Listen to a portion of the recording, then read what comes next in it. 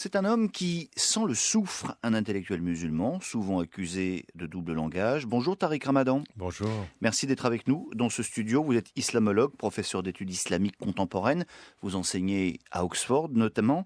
Vous publiez De l'islam et des musulmans. C'est aux éditions Presse du Châtelet. On va y venir, mais d'abord, évidemment, un mot de la situation actuelle. Vous avez eu des propos finalement très apaisants juste après les attaques des 7 et 9 janvier. Mais aujourd'hui, alors que l'émotion commence à retomber, que des voix dissonantes se font aussi entendre, comment vous situez-vous ? Vous êtes Charlie, Tariq Ramadan ? Je suis toujours dans la même position. Si être Charlie veut dire soutenir la liberté d'expression et refuser le meurtre, refuser les attentats, alors oui, je soutiendrai ce mouvement-là et je suis dans la solidarité internationale. Maintenant, si être Charlie veut dire partager les positions du journal ou même le type d'humour qu'ils avaient, non, mais moi je l'ai dit tout de suite. J'ai tout de suite dit que je portais une nuance sur ces questions-là. Et donc, en l'occurrence, je pense que la voix apaisante, il fallait l'avoir pendant, il faut surtout l'avoir aujourd'hui, mais avec, en plus de l'apaisement qui est nécessaire, la détermination d'un certain nombre de responsabilités qui sont des responsabilités partagées. Les Français de confession musulmane, comme les musulmans à travers le monde, ont une vraie responsabilité de tenir un discours clair sur ce qui est acceptable d'un point de vue musulman et ce qui ne l'est pas, c'est-à-dire nos principes réels. Et en même temps, il faut que nous tous, ensemble, nous allions considérer les raisons, c'est-à-dire les causes de ces dérapages. Alors, où les voyez-vous, ces causes ? Déjà, d'un point de vue international, il y a des causes objectives dans le fait que dans les sociétés majoritairement musulmanes, dans le monde arabe, il n'y a pas de liberté, il n'y a pas de démocratie, il y a peu d'éducation, il y a une impossibilité à s'exprimer d'un point de vue politique, et puis on a beaucoup de pression et beaucoup de pauvreté. Donc il y a de ce point de vue-là un vrai travail à faire. Tariq Ramadan, qu'est-ce que vous pensez de ces jeunes qui ont boycotté la minute de silence en mémoire des victimes de ces attentats ?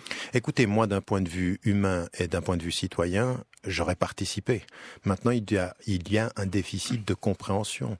Plutôt que de les condamner immédiatement, il faut faire autre chose en France. Le fait de ne pas avoir participé à la minute de silence, ça ne veut pas dire qu'ils soutiennent ce qui a été fait. C'est que parfois, ils ne se...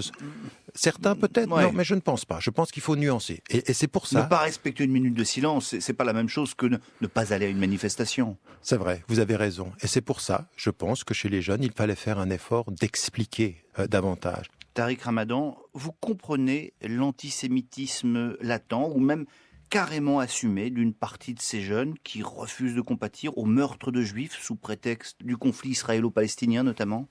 Il faut dire d'emblée non à ces amalgames-là. La condamnation absolue de tout acte antisémite. L'antisémitisme est anti-islamique. Tariq Ramadan, on vous écoute avec plaisir, mais n'avez-vous pas un double langage ? Nos confrères du Temps, journal suisse, ont souligné un petit peu double propos. Sur Al Jazeera, vous avez laissé clairement entendre que les services secrets français, américains et israéliens pourraient être derrière les attaques des frères Kouachi. Pour vous, il y a un doute, ou est-ce que c'est bien au nom de l'islam que ces crimes ont été commis ?